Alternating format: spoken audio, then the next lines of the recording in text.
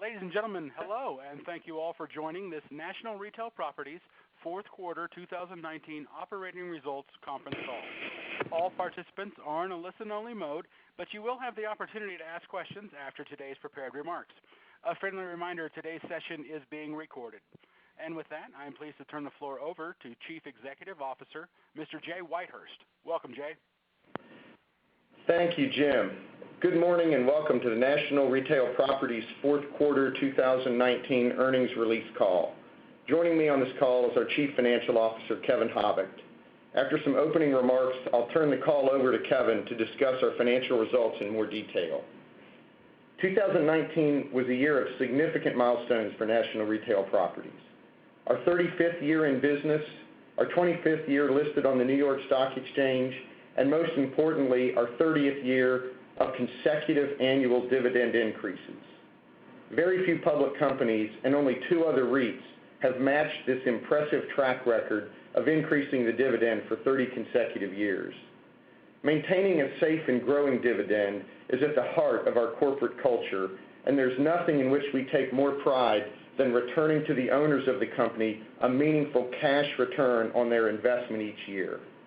With a dividend coverage ratio of 72% as of year-end, we remain well positioned to continue the string of dividend increases into the future.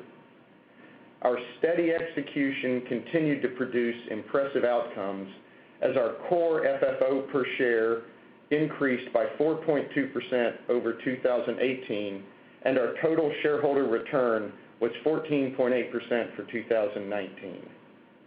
As you've heard many times before, we run our business with a long-term focus on multi-year results. True to that philosophy, National Retail Properties delivered total shareholder returns that exceeded the REIT averages and many major indices over the past 2, 3, 5, 10, 15, 20, and 25-year periods, respectively. Turning to our quarterly and annual results, our broadly diversified portfolio of over 3,100 single-tenant retail properties remains healthy with an occupancy rate of 99%, which exceeds our long-term average of 98%. Our high lease renewal rate continued in 2019. Approximately 85% of our expiring leases were renewed by the current tenants at approximately 104% of the expiring rent, without material investment of lease incentives or tenant improvement dollars. On the acquisition front, we concluded an active fourth quarter investing $243 million in 79 new single-tenant retail properties at an initial cash cap rate of 6.8%. For the year 2019, we invested $752.5 million in 210 single-tenant retail properties at an initial cash cap rate of 6.9%, and with an average lease duration of almost 18 years. At an average acquisition price of about $3.5 million per property, we continue our underwriting emphasis on low cost and low rent per property, which we believe are meaningful contributors to our high occupancy rate and steady income stream. Over 80% of our dollars invested in 2019 were with our portfolio of relationship tenants. We invested in properties leased to almost 3 dozen relationship tenants in 2019, including 11 relationship tenants with which we did no business in the prior year. We also had an active fourth quarter of dispositions, selling 16 properties for over $31 million. For the year 2019, we sold 59 properties, raising $126 million of capital to be recycled into new investments. Our disposition cap rate in 2019 was 5.9%, which is significantly below our yield on new investments. Accretive recycling of capital remains a strategic advantage for National Retail Properties. As we look ahead to 2020, there are a few other strategic differences between National Retail Properties and many other REITs that I would like to highlight. We've mentioned these differences previously, but they bear repeating. First, per-share results are what really matter. You will never meet a management team more concerned with per-share results and less concerned with growth for the sake of growth than the management team at National Retail Properties. REIT headlines are often devoted to the volume of acquisitions in any given quarter or year. To us, what matters is consistent multi-year growth in per-share results while maintaining a conservative balance sheet, not headline growth in our asset base.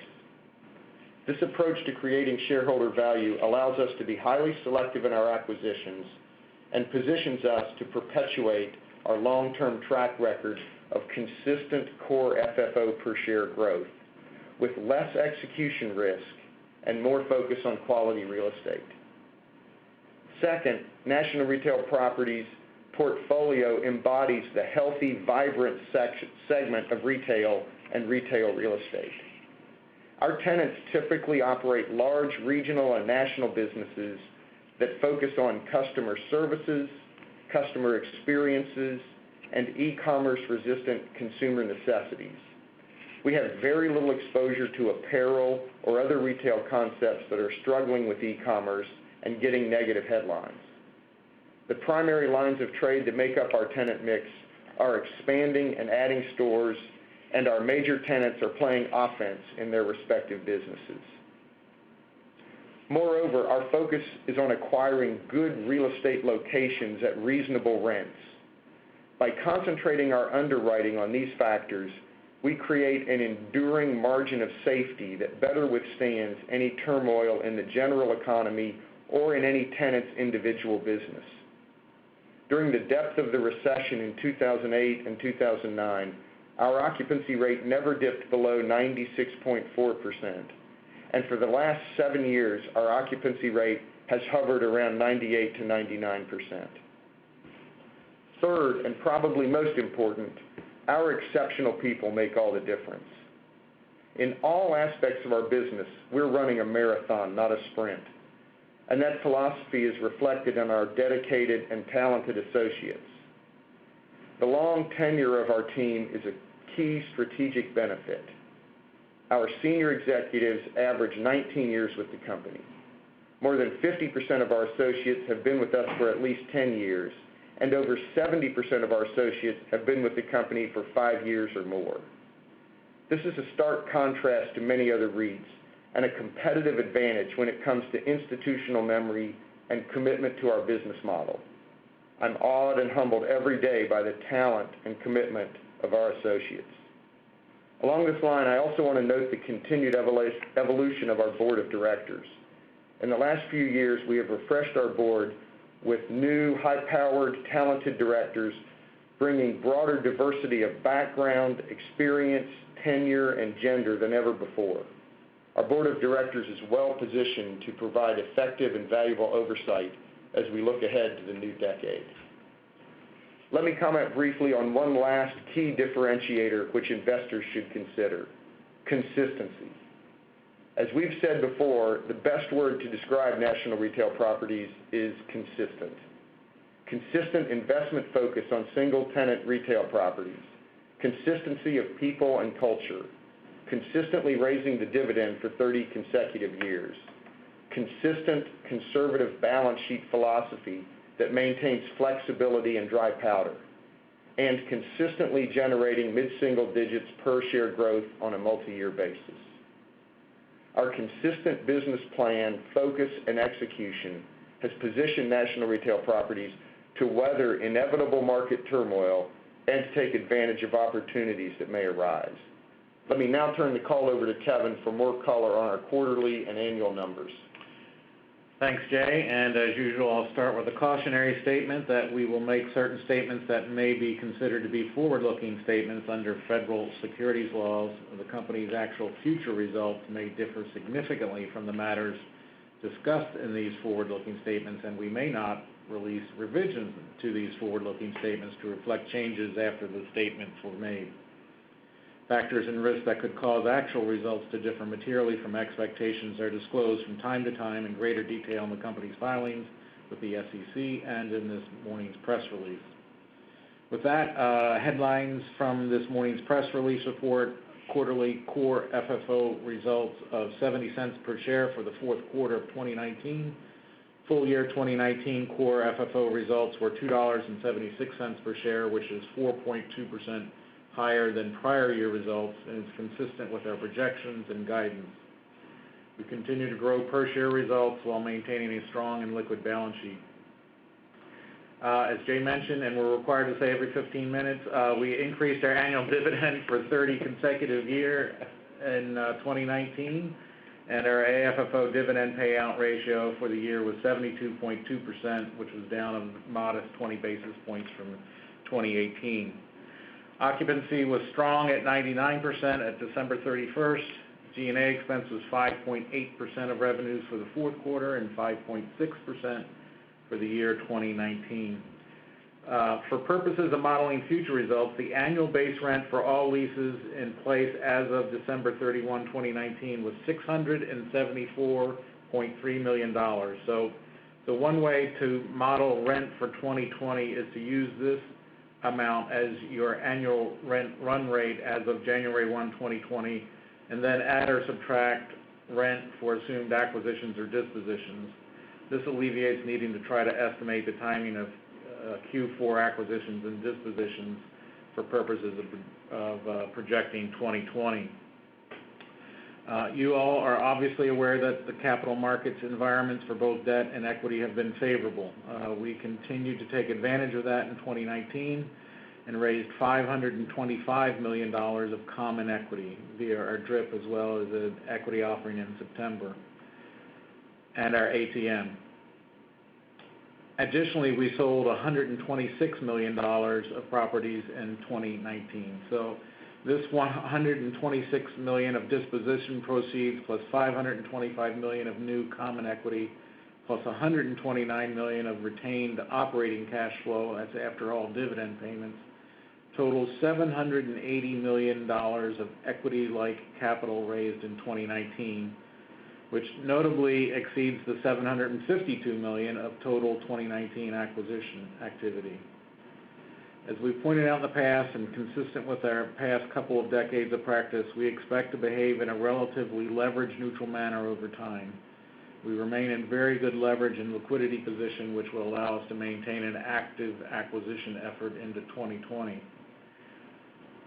This morning, we maintained our 2020 core FFO guidance of $2.83 to $2.87 per share, and AFFO guidance of $2.90 to $2.94 per share, which implies 3 to 4% growth in per share results, and that's consistent with where we started our guidance for growth in 2019.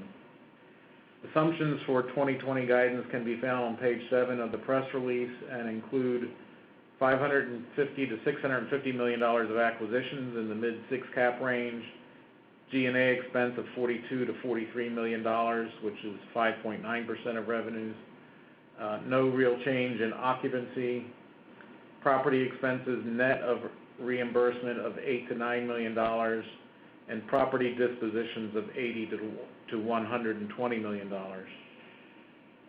We do not give guidance on capital markets plans. While we clearly have made some assumptions in that regard, we never feel particularly bound to follow them.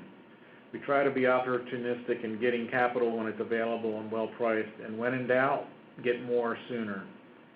As I believe I mentioned on the call last quarter, we try to keep capital raising and capital deploying somewhat separated in our minds. But you should expect our behavior to remain consistent with the past 25 years, meaning maintaining a conservative leverage profile with a multi-year view of managing the company and the balance sheet. Our investment strategy in terms of property type, tenant type, balance sheet strategy have been very consistent for many years. Looking at the balance sheet, we ended 2019 with $134 million outstanding on our $900 million bank line. Notably, our weighted average outstanding balance for 2019 was only $24 million, and only averages $75 million for the past 6 years. In October 2019, we redeemed $287.5 million of our 5.7% preferred stock. we were able to redeem this preferred equity with common equity proceeds on an accretive basis, which does not happen often with a 5.7% coupon preferred. Leverage metrics remain very strong. Our next debt maturity is October 2022, and our weighted average debt maturity is now 8.3 years. Our balance sheet remains in good position to fund future acquisitions and to weather potential economic and capital market turmoil. Quarter end and year end leverage metrics, net debt to gross book assets was 35.3%. As you know, we're not particularly found market cap-based leverage metrics particularly relevant. More relevant, net debt to EBITDA was 4.9 times at December 31st. Interest coverage was 5.0 times, and fixed charge coverage was 4.0 times for 2019. Only 5 of our 3,118 properties are encumbered by mortgages totaling $12 million.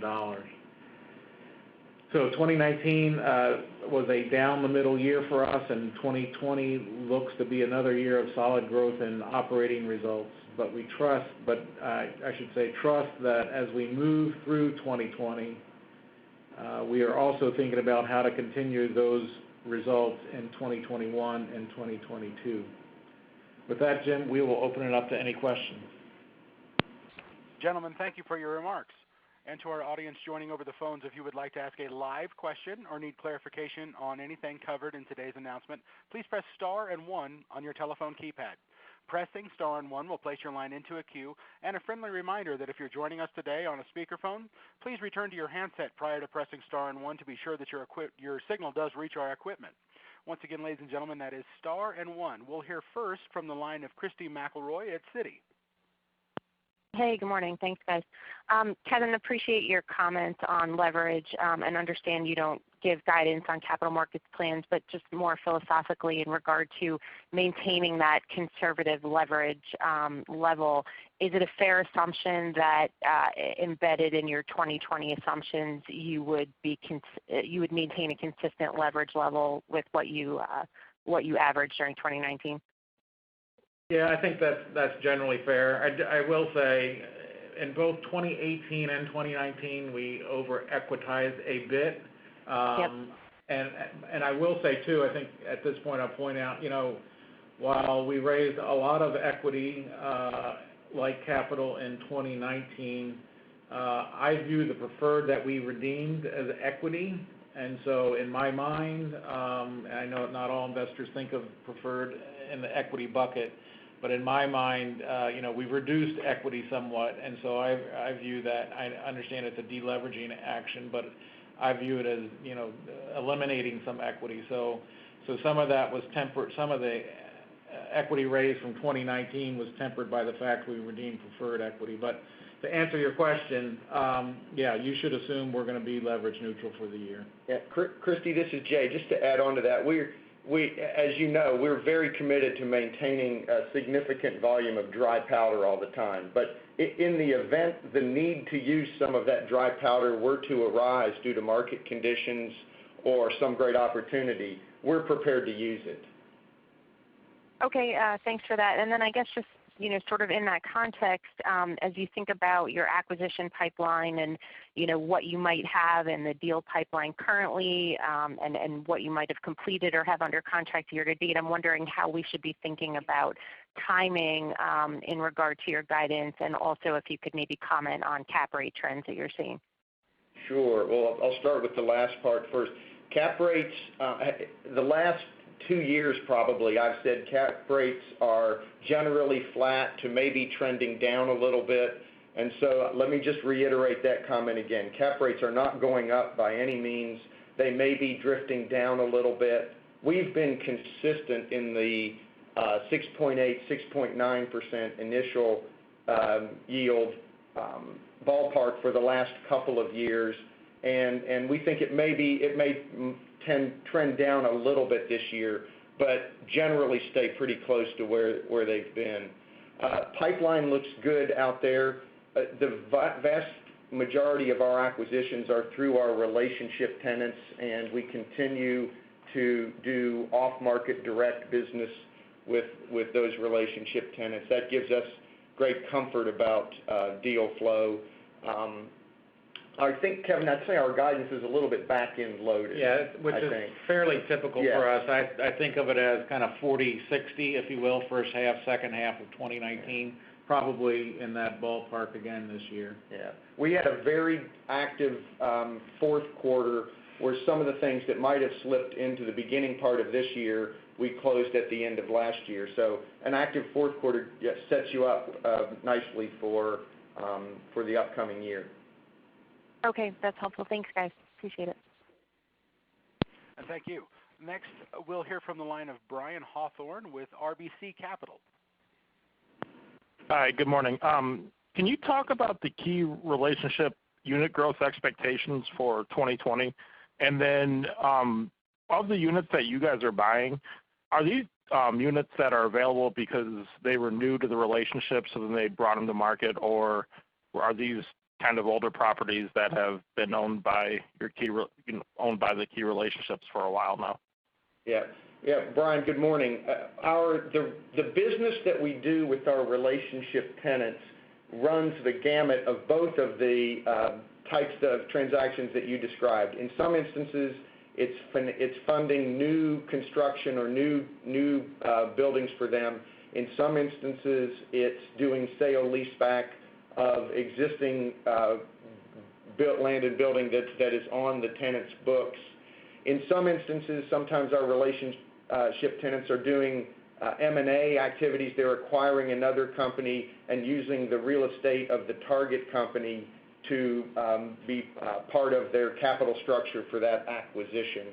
So when we have a relationship with these tenants, there's all kinds of different programs that we offer to them and different ways for us to do business with them. We do, in the last few years, it's been around 80% of our dollars invested have been with our relationship tenants. This year, maybe, I expect will be somewhere in that same kind of ballpark, but it just depends on what else is for sale out there and that. So we don't give guidance on the level of volume with our specifically with our relationship tenants.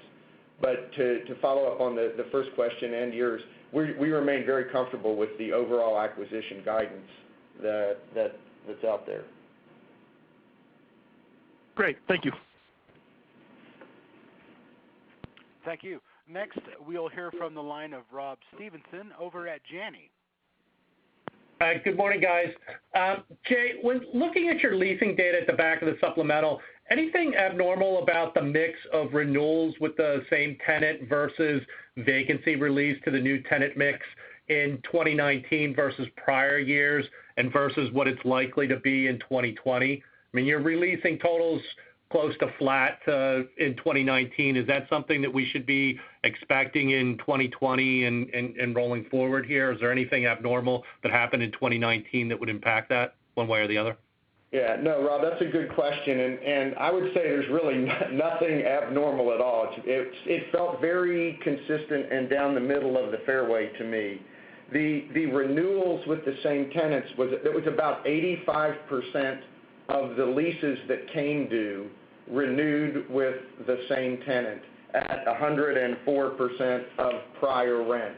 And so that's actually a little bit better than our long-term average. Our long-term average is around 80% renewals at about 100% of prior rent. So that was a little bit to the good side, but generally consistent with history.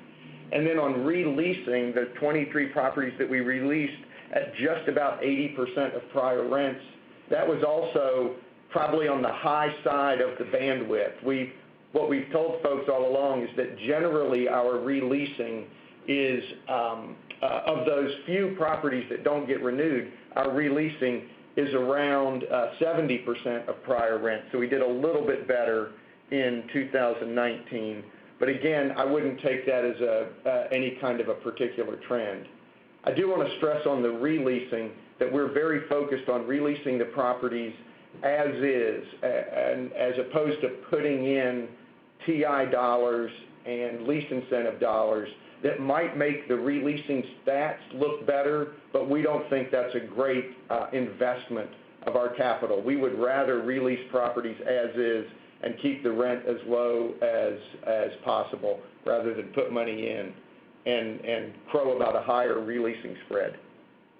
Okay. And then how are you guys feeling these days about the auto parts business?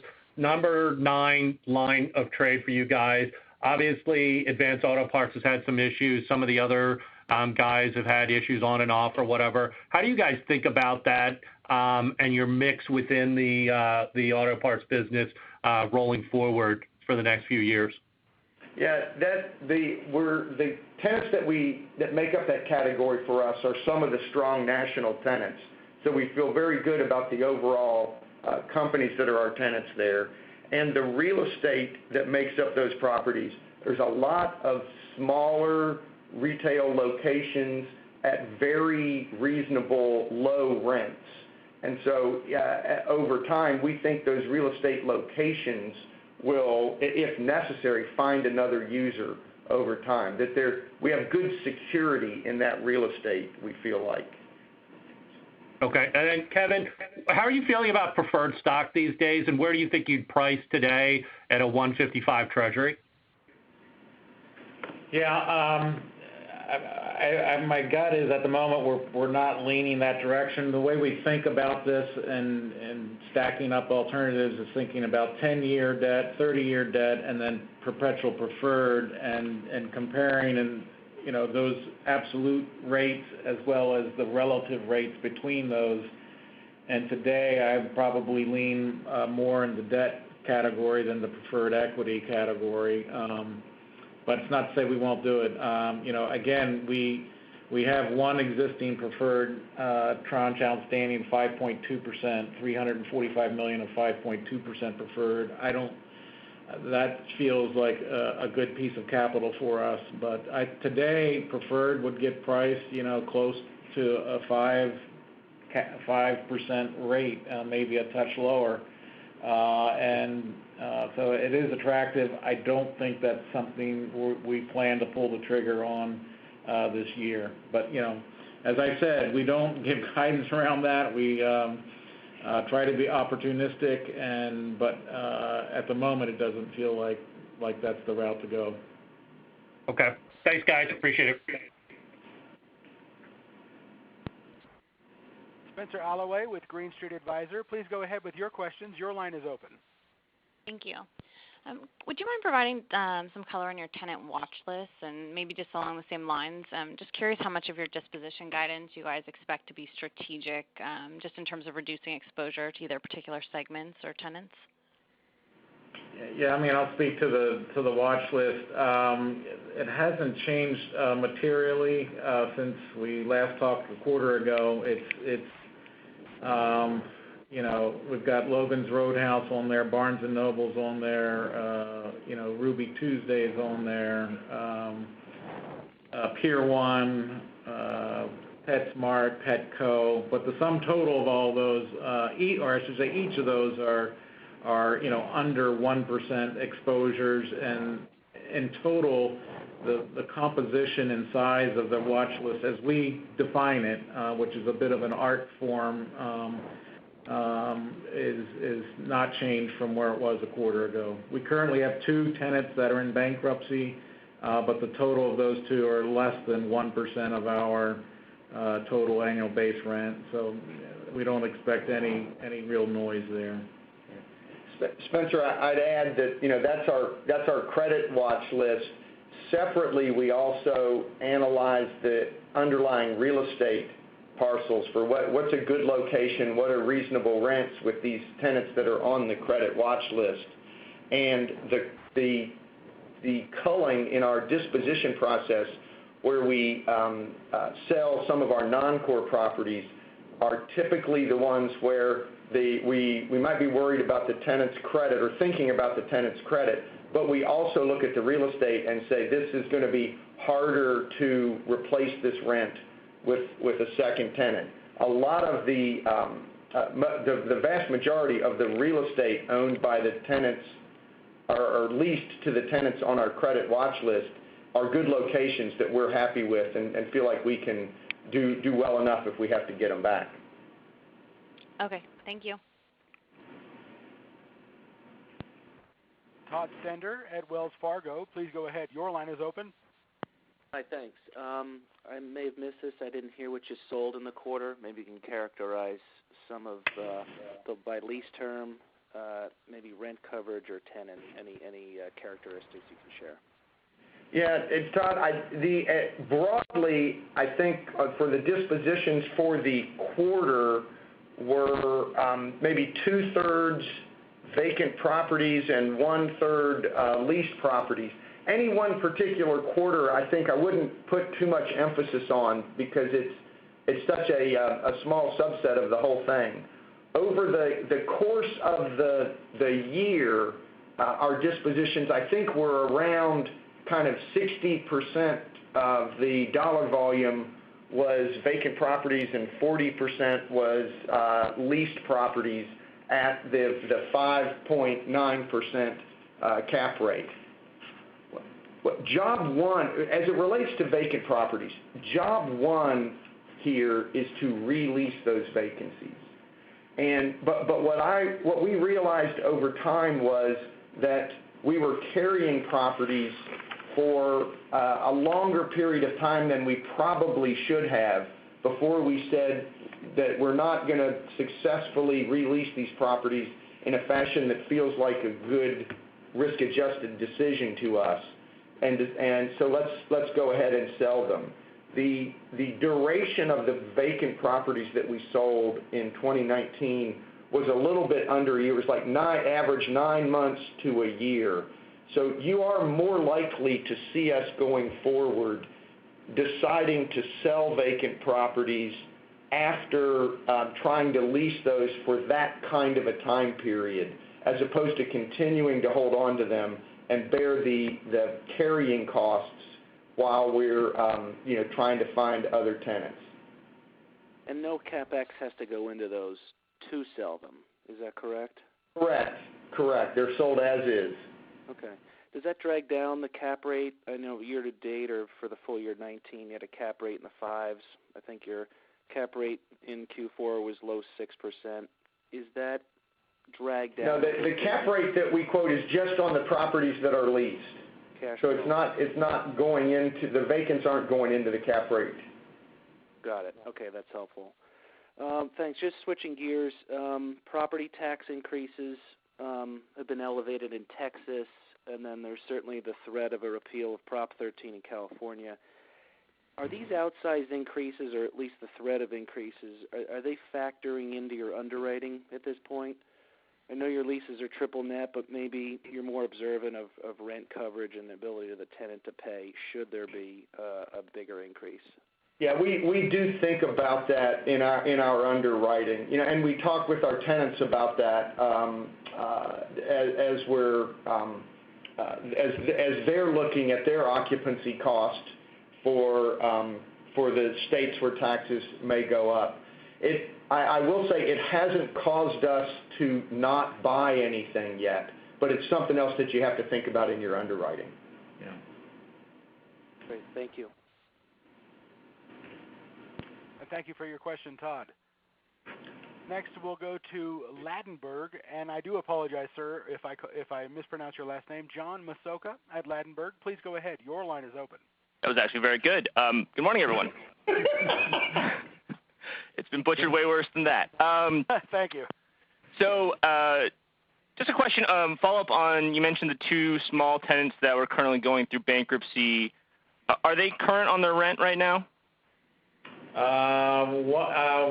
No, not right now. But the bankruptcy process is relatively fresh for both of them. So one of them we actually expect to get February rent shortly. The courts just approved it just in recent day here or so.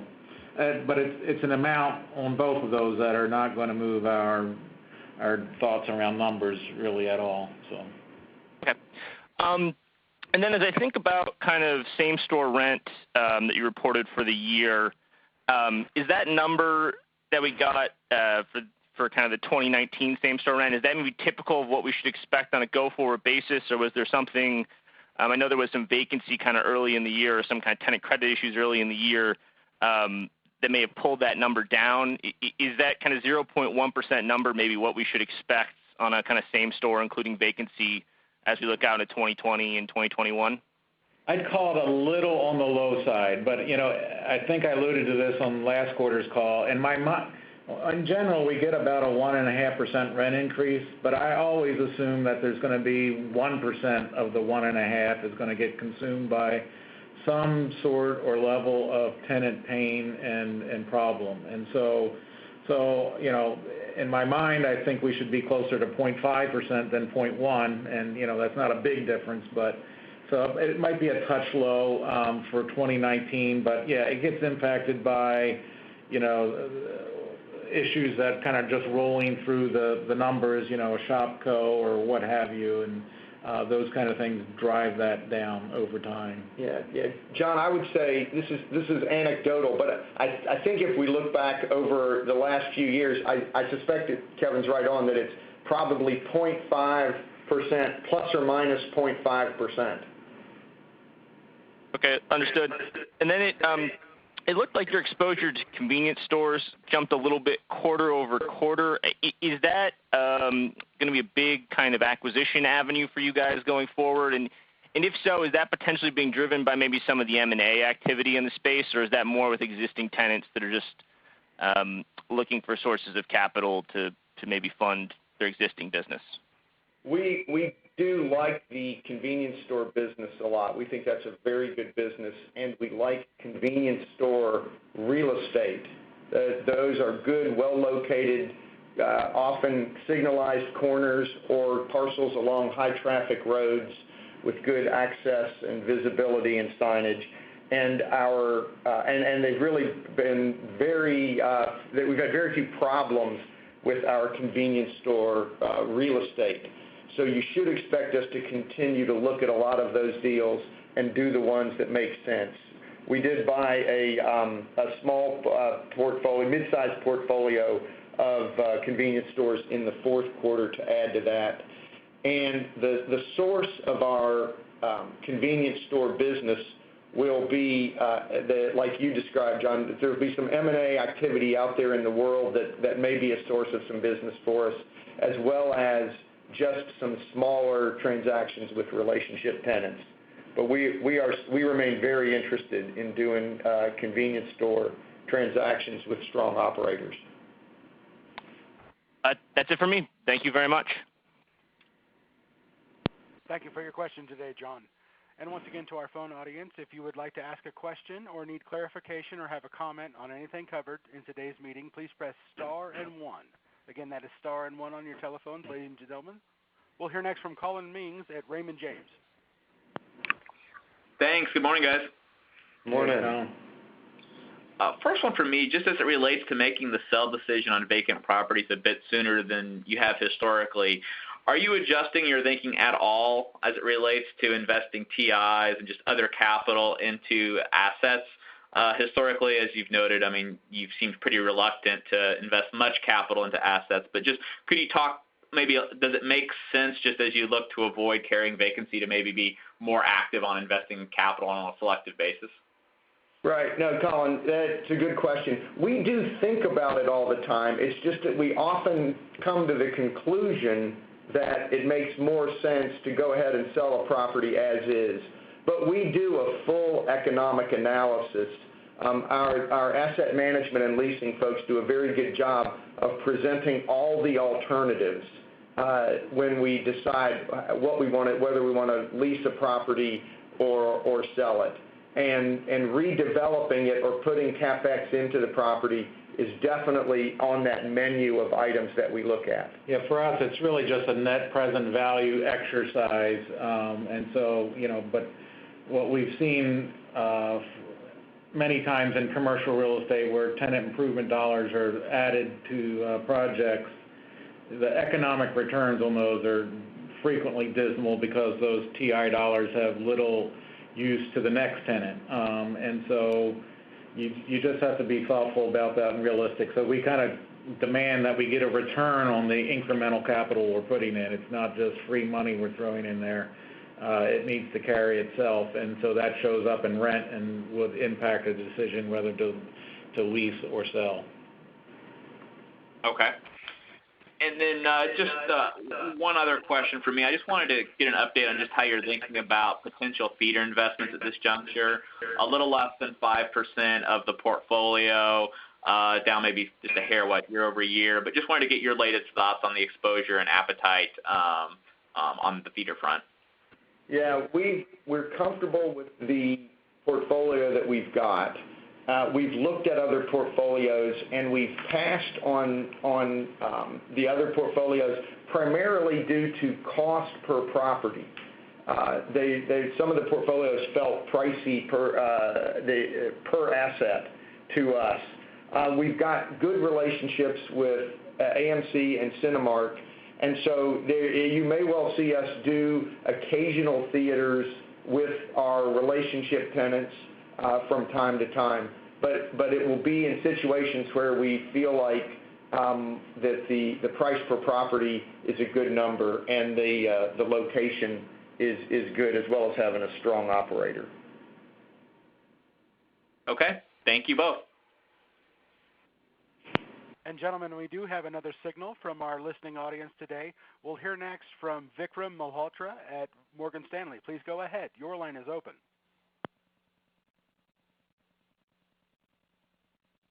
Vikram? Can you hear me? Hello? Can you hear me? The audio is fine. Yes, Vikram, we can hear you. Is it better? Okay. So sorry, thanks for squeezing me in. Sorry I dialed in late, and if I missed this, I can follow offline. But you mentioned 2 specific bankruptcies I caught. Could you say which tenants or sectors are those? And then specifically, do you have any exposure to any of the Sonic franchises in SD Holdings that just filed? Yeah, that is one. Yeah, we generally don't talk about specifics, but yeah, Sonic is one of them that is in the public domain. The other one's a small, very small private operator. But yeah, that's the Sonic. We own a number of those stores, and those are in 2 master leases, and it's going through the process now. It appears the franchisor, Sonic, is going to get involved in pushing that through bankruptcy, but time will tell. Right. And I will add to that, again, we don't comment about these things kind of while they're in process, but that bankruptcy was not driven by the performance of our locations. It was driven by other factors at the tenant. Our stores continued to perform well. Okay. But again, just a reminder, the sum total of those 2 bankrupt tenants, less than 1% of our annual base rent. Okay. And I think you mentioned you've built some of that into guidance. You usually do every year. Yeah, yes. We always, like I said, we always assume we've got a level of pain in whether it shows up in occupancy or just lower rent. And again, it shows up in the same store rent number we just talked about. We always assume there's probably 1% of pain in there. I'm not saying we're going to have any notable pain from either of these 2. I mean, time will tell, but many times a tenant gets into bankruptcy and you come out just fine. And so we'll see how these play out. Okay. And then just last question, just wondering how you're thinking about funding sort of the deals going forward in terms of equity issuances versus sort of hitting the ATM and just sort of leverage overall. You've let that drift down for several years now, including the payout. Just sort of wondering how you're thinking about the mix and equity specifically. Yeah, again, probably not looking to change the mix notably at all. As Jay mentioned, we have the cushion to do that if we so chose, but at the moment, I think the best base case assumption to make is we're going to behave in a leverage neutral manner and go from there. And that's what it feels like today, given where debt and equity is priced. Got it. Okay. Thank you. Vikram, thank you for your question, and thank you to each of our audience members who signaled for a question today. We have no questions standing by, Mr. Whitehurst. I'd like to turn it back to yourself and to the leadership team for any additional or closing remarks. Thanks, Jim, and we thank you all for joining us this morning and look forward to seeing you at many of the upcoming conferences this spring. Good day.